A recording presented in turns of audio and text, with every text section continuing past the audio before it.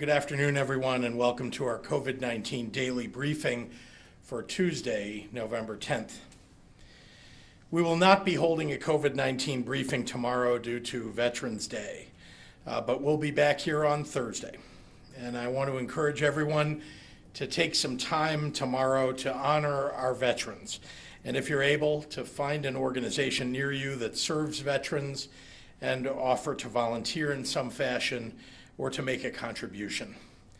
Our veterans deserve our respect and our dignity and deserve to live with dignity, and we should all do what we can to recognize their sacrifices on our behalf.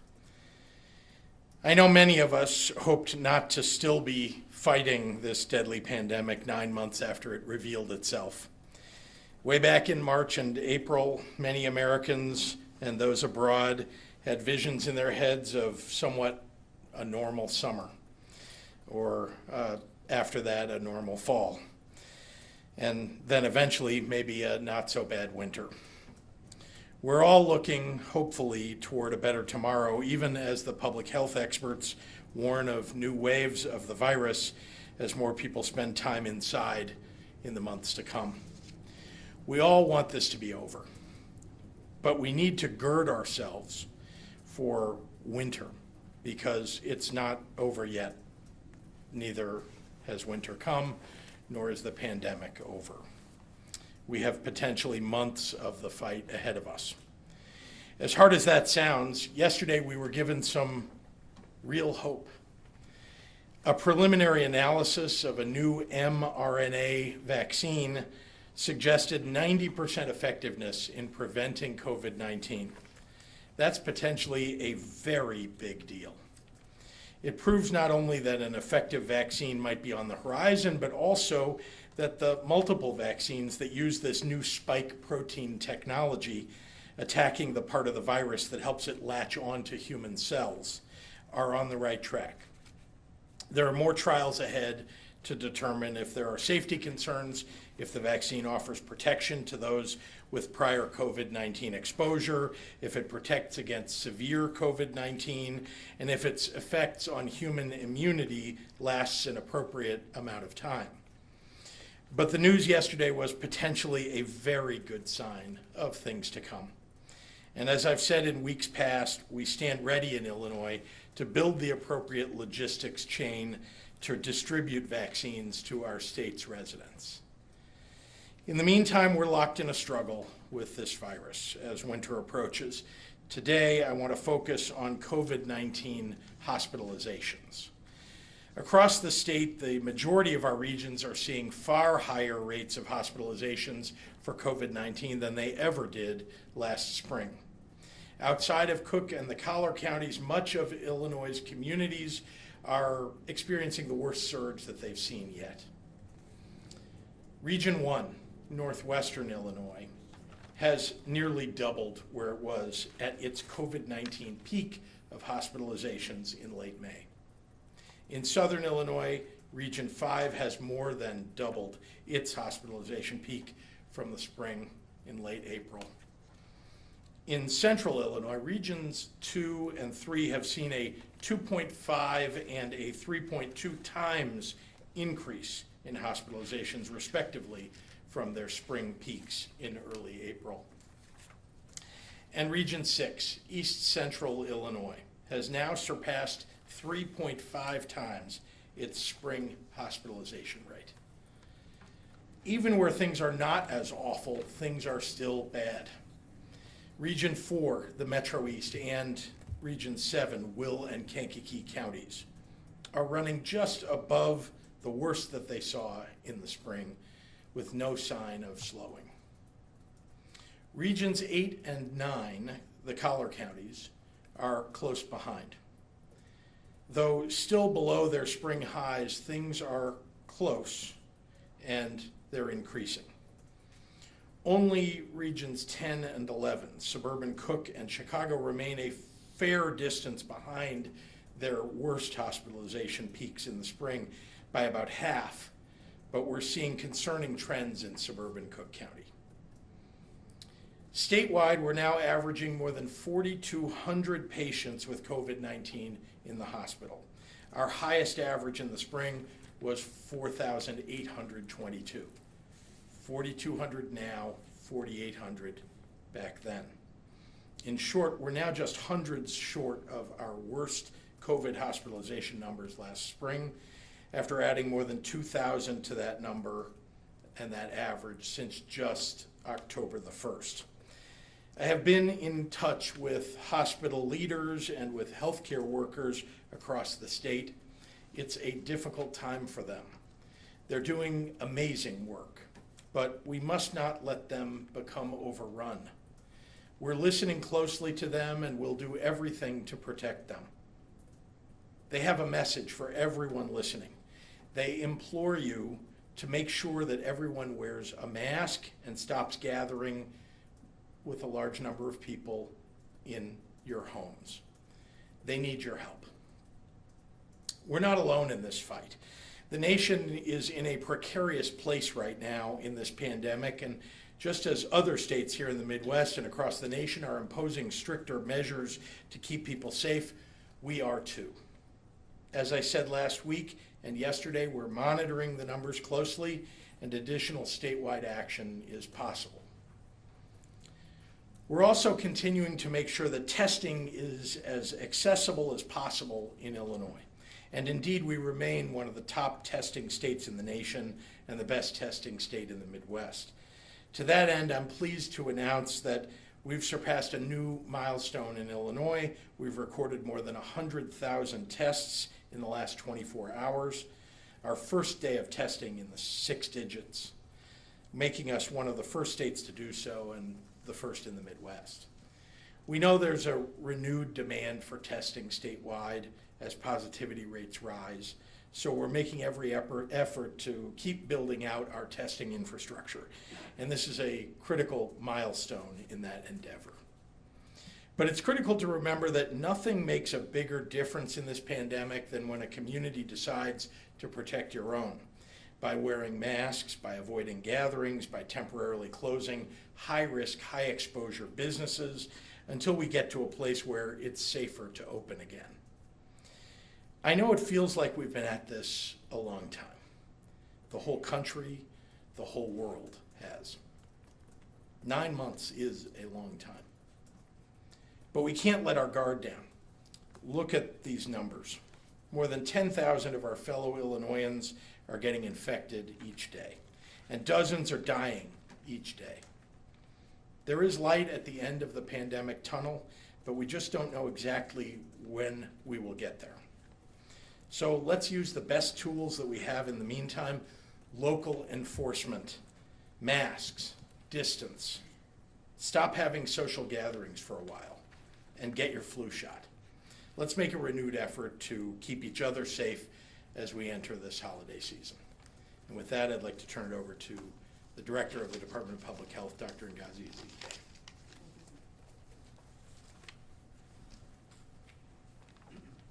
Good afternoon. Again, today reported an all-time high of newly identified COVID cases to the tune of 12,623. This brings our total number of cases in Illinois to 511,183.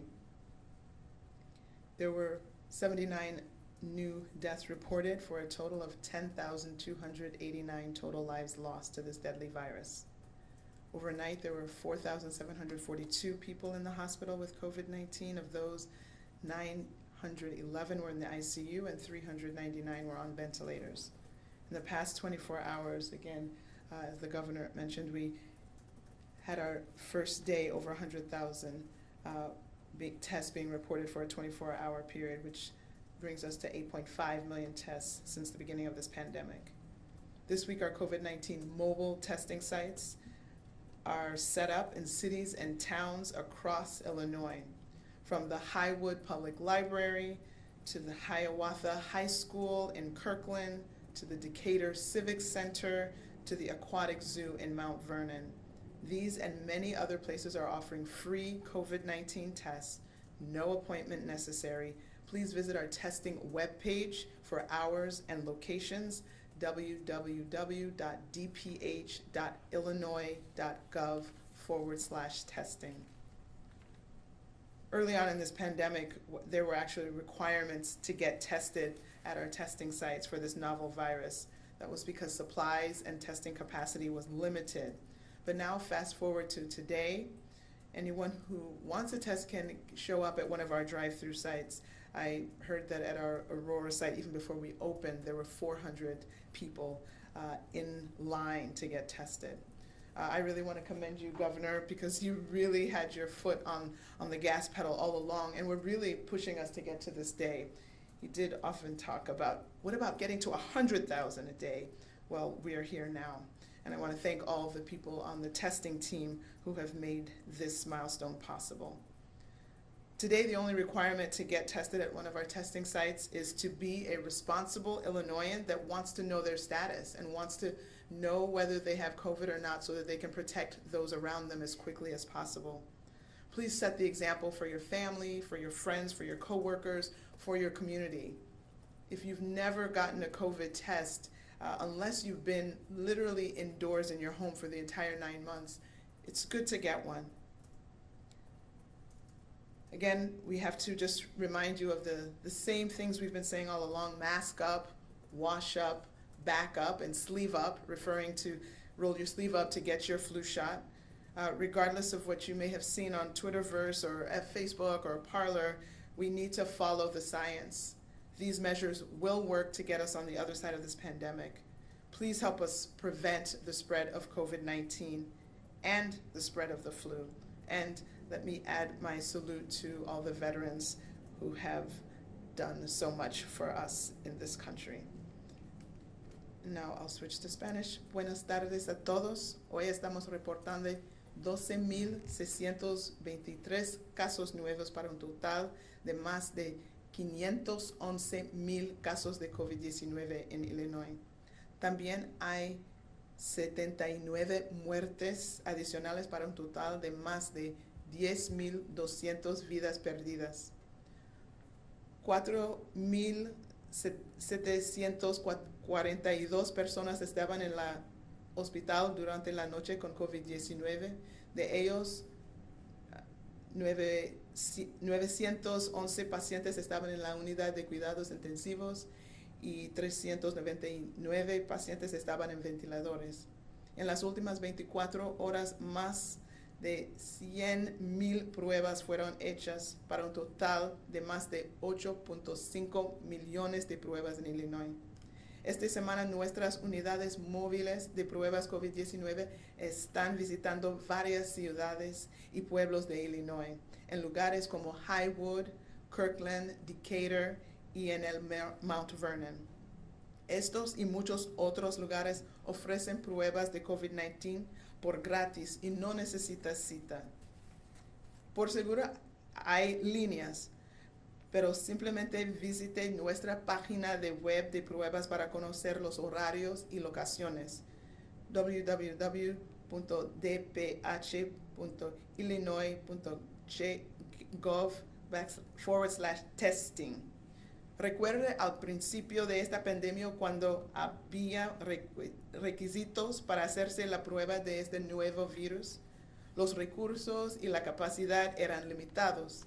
Ahora cualquier persona que quiera una prueba puede hacerlo. Felicito al gobernador Pritzker por poner su pie en el acelerador para que Illinois expandía las pruebas para cada rincón del estado.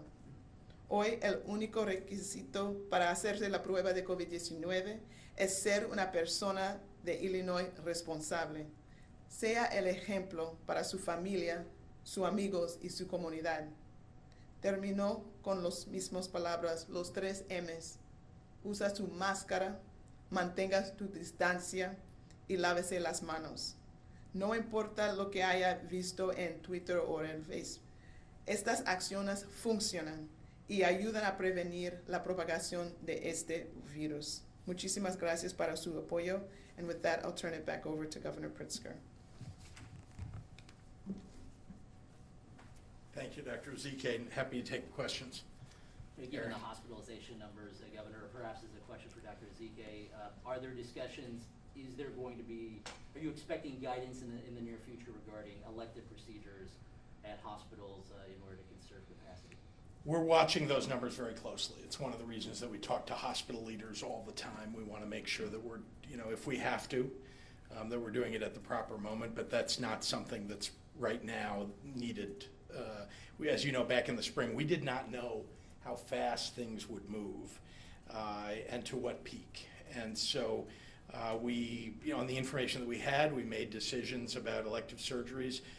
We also realized that there are things that get called elective surgeries that nevertheless are on the border of, are they necessary? So we want to parse that out with the hospitals and make sure that if we ever do get to a point where we want to limit those elective surgeries, that we're doing it the right way. Can hospitals take another economic hit if there is some sort of move on electives? Look, you saw what happened when hospitals filled up in the spring. It's the same problem for hospitals now, honestly. The answer is no. Hospitals, businesses, hospitals, we can't take these kinds of hits all the time, and particularly for preserving our hospital capacity, we need to make sure that our hospitals are strong. And so we're working very hard to make sure that they have the dollars that they need to keep doing what they're doing, and also working with the federal government to bring more dollars to the hospitals. Since the hospitalizations are going up, are you thinking about reopening McCormick Place or any of the 4 other hospitals that you turned into? It's always something in the background, Amy, that whether we should, whether we would need to reopen a facility like that. But right now, we don't see that. It's not something that's right on the horizon. But we have the plans for it. We've done it once. If we need to do it, we'll do it again. You've heard that we have one hospital anyway that is sort of in warm condition, I would call it, so that we could open that one. And then we have plans for going back to where we were if we needed to, but we're not there. All right, so I was going to say, is there any concern about a shortage of healthcare workers at this time? We're hearing from Yeah. some hospitals, there are sick calls, not because they're getting sick in the hospital, but getting infected through community spread. Is there a concern regarding staff? Always. I think the number one thing you hear from hospitals isn't so much do we have the space, it's do we have the staffing. And by the way, just like in the spring, when many states were suffering at the same time, and there was a demand for all of these workers in every state, it's very hard to get them when every state is looking for staff. There are staff that will move around from state to state that will, when you need them, but not if every state is demanding their services. So we're working with the hospitals, we're working with them because it's really their staffing efforts that we're trying to bolster. And you saw we made some adjustments in the spring to allow more people to get into the healthcare field, people coming back into the healthcare field who had retired, and we continue to offer that. So we've had 5 days in a row, 10,000 plus new cases, or BBM was reporting possible cases of COVID. And what are possible cases of COVID? And why are they being included in the total? I Is don't think information? they're not included. Yeah, the probable Okay, is. probable. Yeah. Well, we've talked about that here before, Right. right? What those cases are, yeah. Can you just reiterate, because people I'll let wanna- Dr. Zeke explain. Thank you. Okay. Again, with the advent of a large amount of this resource of the rapid antigen tests, per the CDC definitions, when you get that positive test, that is listed as a probable case. The confirmed cases are molecular tests.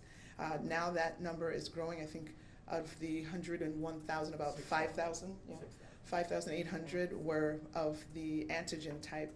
So you will see that when we say the total number of new cases, that's the confirmed test from the molecular tests with the antigen test, which form the probable cases. And do you know what age group again? Is it nursing homes? Is it 20 to 29-year-olds? Yeah, so in terms of the probable, or? No, just overall cases. Oh, all of it, Like all 12,000 ages. was a record today. No, all ages are getting diagnosed with this.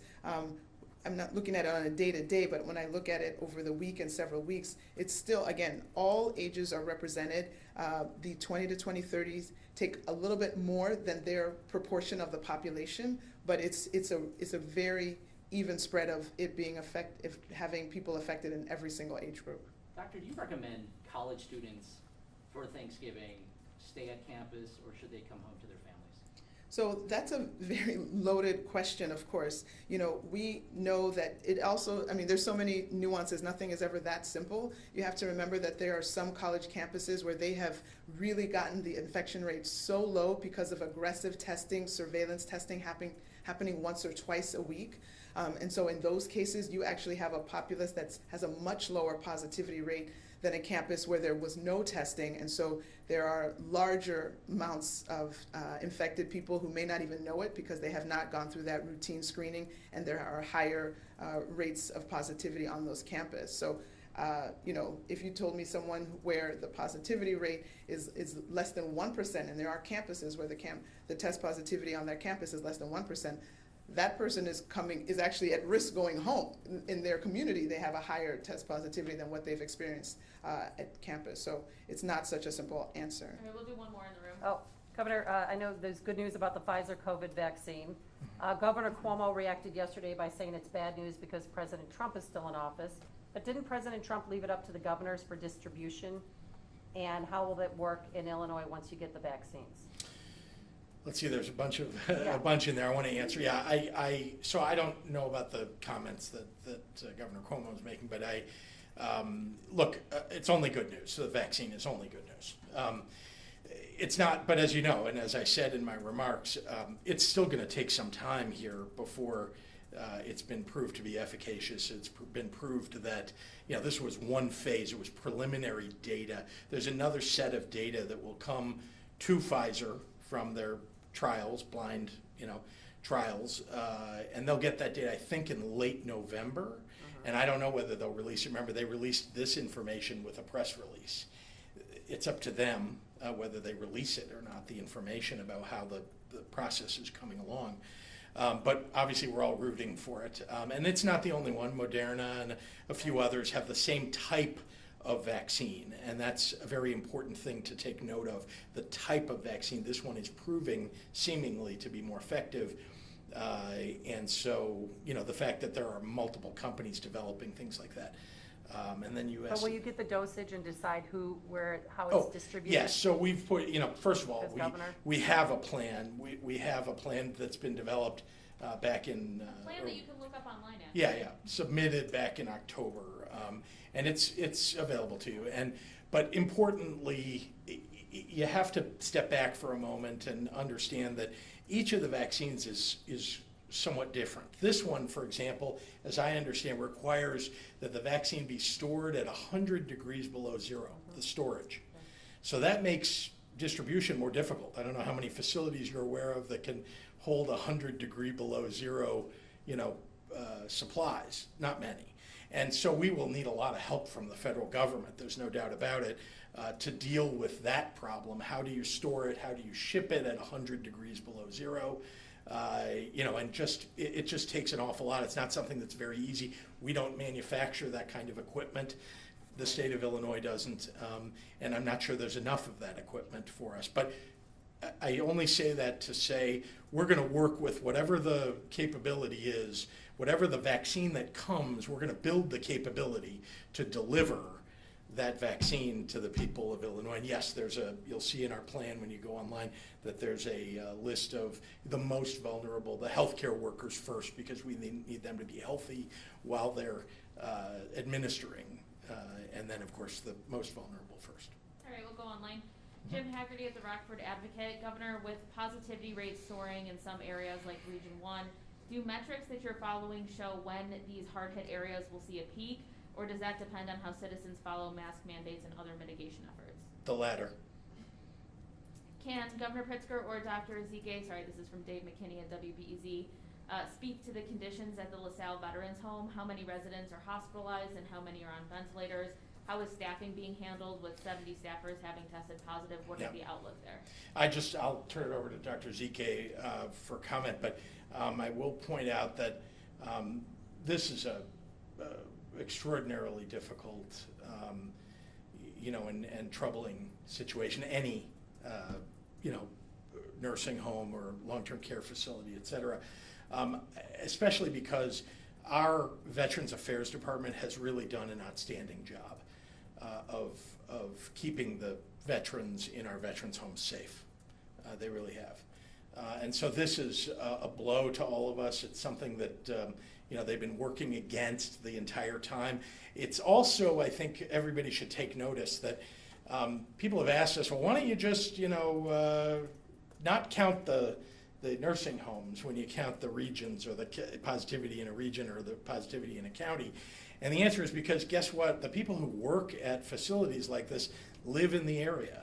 And they're the ones who, no fault of their own, but you can asymptomatically bring COVID in to work with you. Now, we do everything we can to screen for that. We do regular testing, very regular testing, but it can happen nonetheless. And once it comes into a facility, indoors, with a number of people there, even with all the precautions that people are taking, it can spread relatively quickly. Having said that, if you have anything to add. No, I mean, I don't have the numbers at my fingertips, and I don't want to misquote, and I know the numbers have been changing, unfortunately, as the outbreak has grown, but it's a significant outbreak despite all of our best efforts and the aggressive testing and screening of staff and routine screening of staff and residents. So, we're deploying all of our available resources to support that, to quell that as quickly as possible, but there are unfortunately going to be significant morbidity, and we'll be hoping for the best for all of the individuals at that facility. John O'Connor at the AP. Have you or will you encourage House Democrats to vote against Speaker Madigan for Speaker? If reelected, isn't he a major distraction to your agenda in the spring? That's a decision that members of the House will make. I know in January they'll be taking a vote on Speaker, and that's their business. I know we answered this question already. It's from Jake Griffin at the Daily Herald, but Dr. Zike, there are concerns adding probable cases each day has corrupted the data, sowed distrust, and artificially inflated case positivity. Why do you believe this method is best? Will you allow posting of actual and probable amounts on IDPH's website? Seems like we're living in conspiracy theory land. So if you'd like to. So again, this is definitions established by the CDC. Other states are doing this. Check the Missouri website, check the California website, I think even the Florida website. So we are just aligning ourselves. The introduction of this very significant resource in the form of the antigen test, we've been given hundreds of thousands of this test, and we want to use them. But by definition, that falls in the probable category. If these people had not been tested with the Binax, with the rapid test, and instead had been tested with the traditional PCR, they still would have been cases. So it's just a matter of what testing method was used. It doesn't change the fact that these individuals have COVID, so they are COVID cases. That's right. Let me just add that. Let me add one thing to that, which is don't think that an antigen test is a whole lot different than a PCR test. It's different, there's no doubt, and there's a sensitivity level that's slightly lower. And that's why the CDC, I think out of an abundance of caution, decided to label them as probable, because it is highly likely that if you got a test from an antigen test and you tested positive, you are positive. They just, I think, were out of an abundance of caution, because the standard in the healthcare world is PCR testing. That's what we've been using for, and out of the 102,000 that we reported today, as Dr. Zike said, it's almost 96,500 of them were PCR tests. So. Tessa at WICS, we just received a tip from 2 lawmakers saying there might not be a veto session. What are your thoughts on this? Do you think there should be one despite a second wave of COVID? Well, that would be disappointing. We have so much work to do in Springfield. There's no doubt, and I guess I know why people are concerned about gathering. I am discouraging gathering across the state, and so. But I must say it would be disappointing. We just have so many things we need to accomplish. With regard to the budget in particular, we have major efforts underway that will require the legislature's engagement. Indeed, I'm already working with a number of members of the legislature. I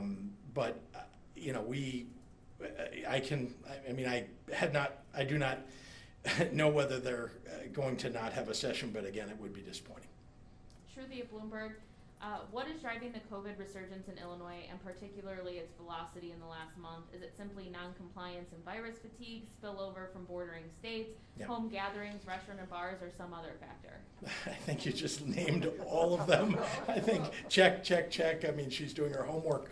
Let me say a couple of things. I read today that Iowa hit 48% positivity. That means that in theory, out of every 2 people you run into, one of them might have COVID. And Wisconsin is not very far behind that.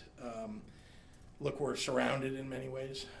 We have a 13+% positivity, I believe, today, and that's terrible. It's not 48, but it's terrible. The other thing is, I think don't be fooled by just the case numbers. I mean, they're horrible. To say 12,000 people are infected is terrible.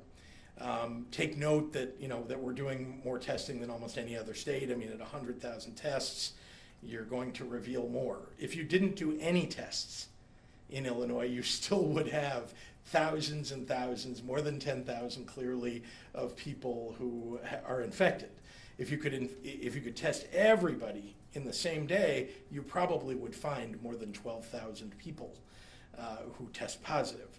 And so I think, having said all that, these numbers are awful. Positivity rate is going the wrong direction. I think that's just as important as any other number we say to you is what direction is this headed and how fast is it heading in that direction. Jim Leach at WMIY, are there projections for when hospitals around the state might reach bed and or ICU capacity, and what are the contingency plans? The same contingency plan. I mean, we have similar contingency plans that we worked out in the spring. The difference is we've had months to shore them up, make sure that they're the right way to do it, that we can do it in an effective and relatively quick fashion. There are. I mean, it depends on how fast the numbers rise. And right now, they're rising at a linear rate, but they're on the cusp of going exponential. It's hard to tell when or if that would happen, and that's why we need everybody to please help us out. Help yourself out. Wear a mask, like everybody in this room, and encourage everybody to wear a mask. It really is hugely important that you do that when you're with other people. A.D. Quigg at Cranes, between the fair tax gap and COVID's impact, how quickly do you think the General Assembly needs to act to tweak the budget, and what conversations have you had with the 4 tops about veto session? So we have a meeting that's coming up. I have worked diligently, and we're going to need the General Assembly to step in here.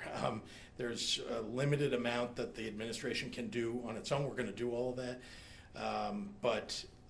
and we need to make some significant cuts, and we need to look at the size of the budget deficit and to think about their trajectory going forward.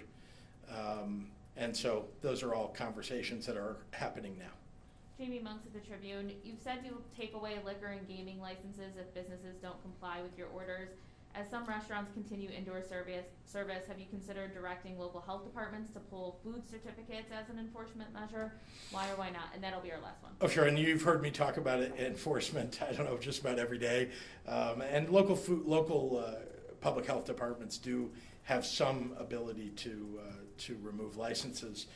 And so I think local health departments are actually doing a reasonably good job. The problem is they're often subject to the politics of the county or the city that they're in, and sometimes the politics are that the local mayor or county board or city council just have chosen that they don't want to make any hard choices, and so they're not helping the local public health departments, who are the real professionals that everybody should be listening to. All right, thanks everyone. Thank you.